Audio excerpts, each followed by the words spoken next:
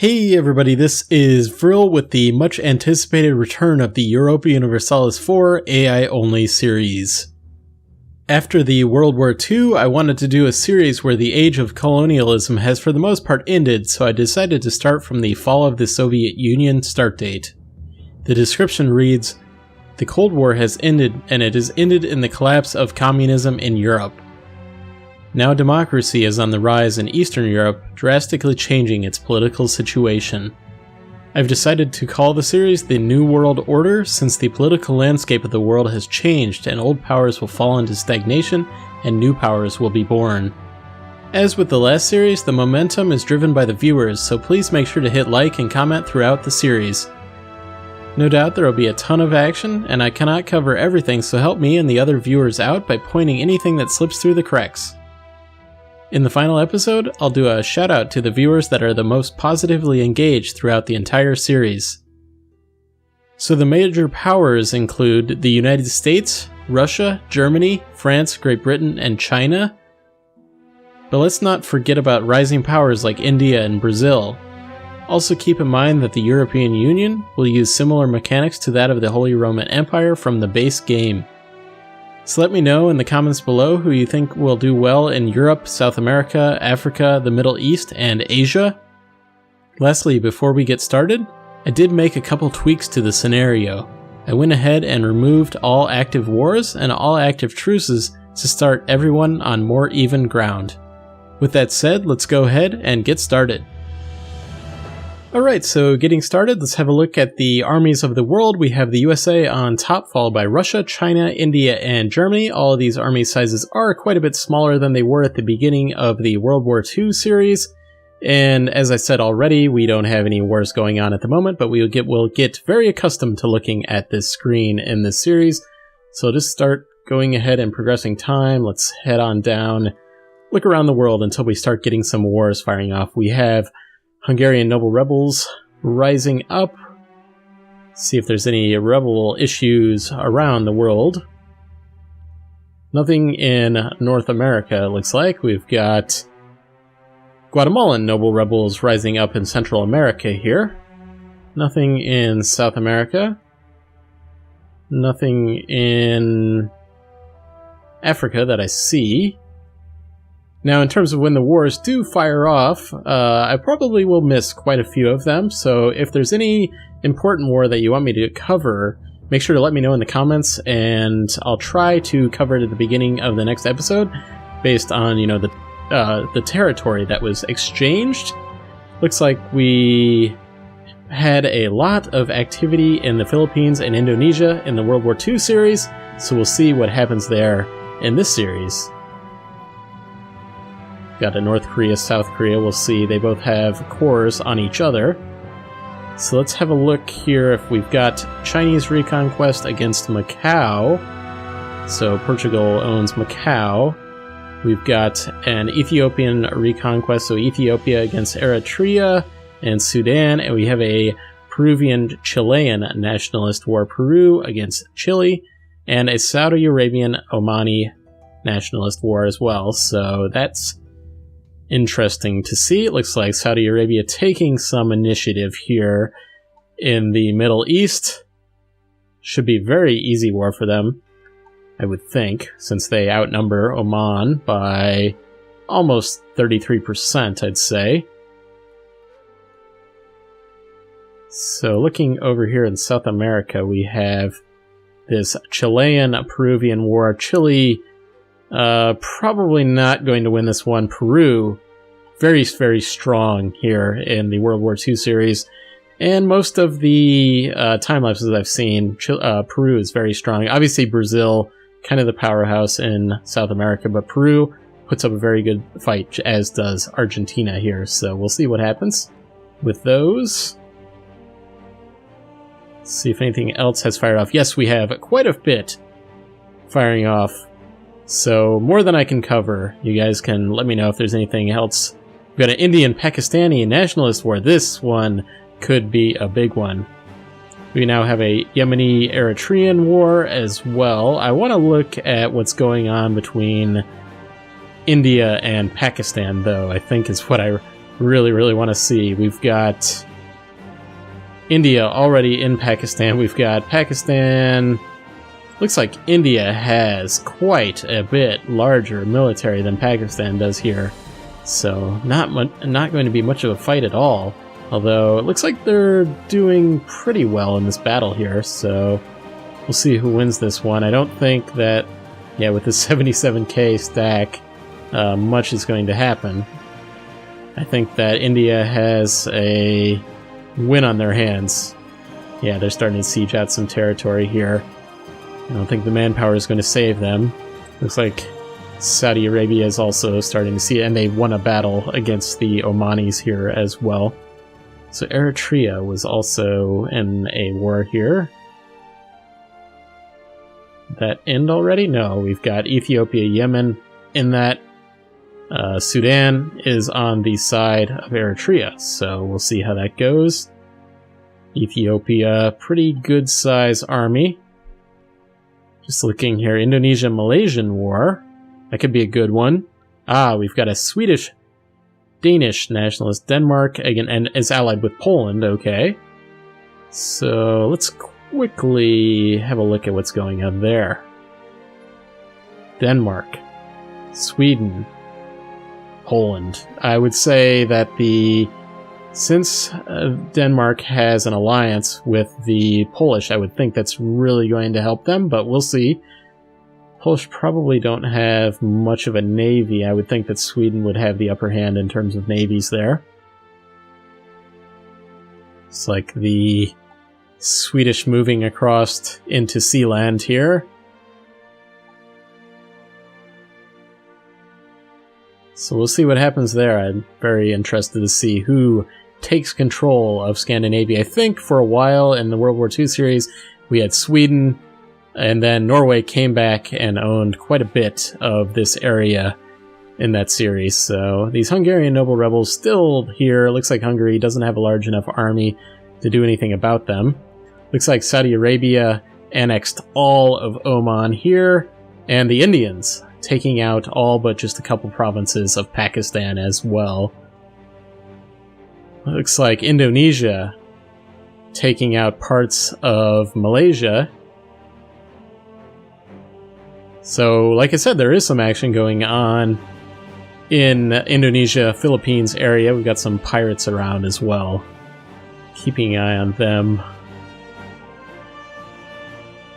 What was French Indochina could be an interesting area to watch. Let's see, we've got a Spanish change of government in Morocco. We've got Argentina and Bolivia. A lot going on in this series so far with wars. Ethiopia and Indonesia, we know about that. Let's have a look in Spain with this Spanish-Moroccan war. So Morocco already has some reactionaries here.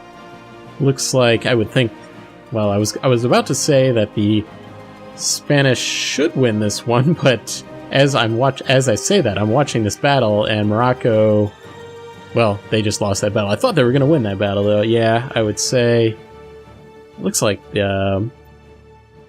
Morocco was actually winning a naval battle as well against the Spanish. Yeah, these reactionaries should probably take care. It would be interesting to see if the Spanish try to take out these Moroccan reactionaries or not. Let's have a look up in Sweden here. What is going on? Looks like Poland is not really helping. They probably need military access through Germany to really help with this war. Does not look like they have it. So Germany is allied with the French and Ukraine, so that could be an interesting... speaking of that, we've got Russia invading Georgia. So, not much of a match there. We've got some Armenian separatists here as well. It looks like Yemen took a large chunk of Eritrea here. Things are very, very action-packed so far. We've got Peru, Colombia, Congolese, Sudanese, Argentina. Let's quickly... Algerian-Libyan war, that's a good one.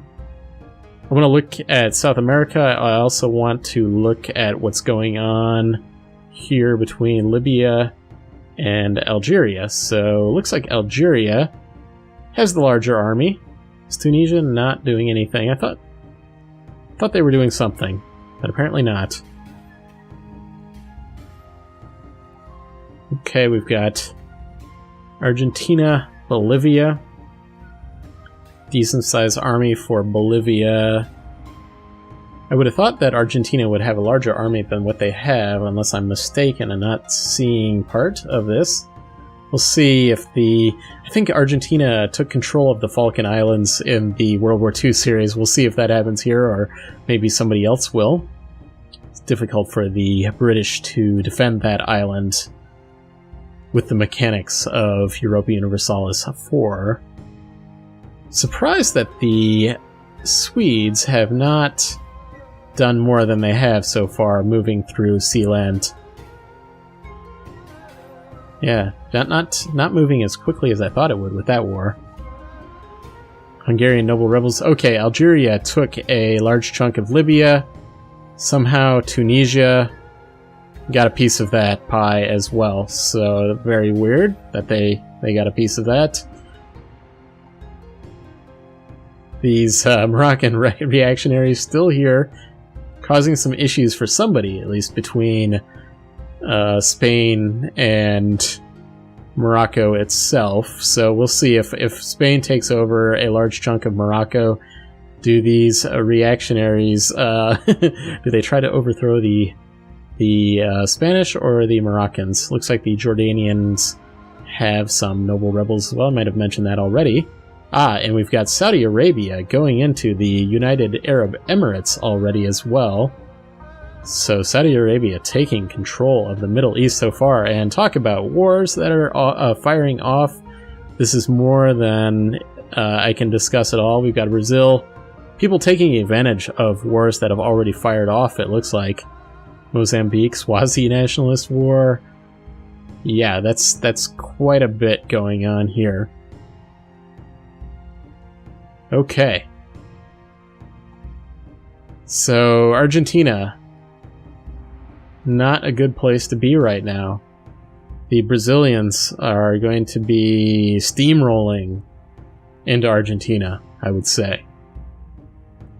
Although Argentina looks like they're going to win in Bolivia. Yeah, I'm not seeing a Bolivian army. I'm surprised that Uruguay and Paraguay were not the initial targets of any of these countries. They were in the previous series. We've got some Cameroonian peasants as well. So yeah, that's a lot of wars firing off here. More than I expected. This China Macau is not going anywhere. Will the Chinese actually show up in Portugal? So the Spanish are fighting these Moroccan reactionaries. So it looks like they had already, either the Spanish or those reactionaries had already defeated the Moroccan army, though, so not good for them. Now we've got Chad going into what is left of Libya. The world has gone crazy. So, did Somalia lose territory already, or were they not that large? I guess, I think that's correct. I don't think they had a war yet. Madagascar sitting here peaceful so far. The good place to be there. See what's going on. So Indonesia taking all of Malaysia, it looks like. I think they took it all, other than they released Singapore back, and it's called Ming. So that is an interesting one.